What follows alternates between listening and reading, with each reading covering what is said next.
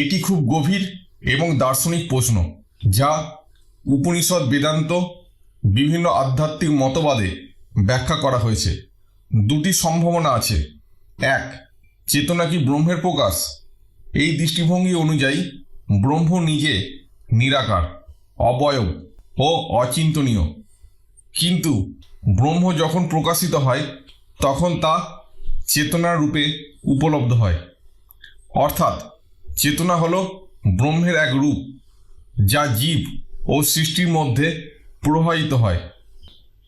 বেদান্ত মতে সর্বং খালিদাং ব্রহ্ম, অর্থাৎ এই সমস্ত ব্রহ্মই এবং চেতনা তারই এক রূপ।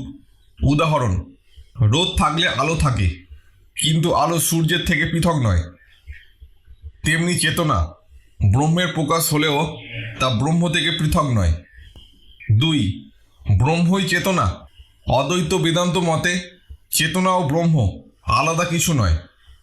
আচার্য শঙ্করাচার্য বলেন, চৈতন্য মেবাত্মা, চৈতন্যই আত্মা, আত্মাই ব্রহ্ম।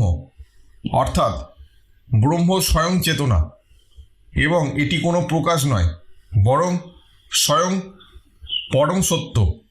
উদাহরণ,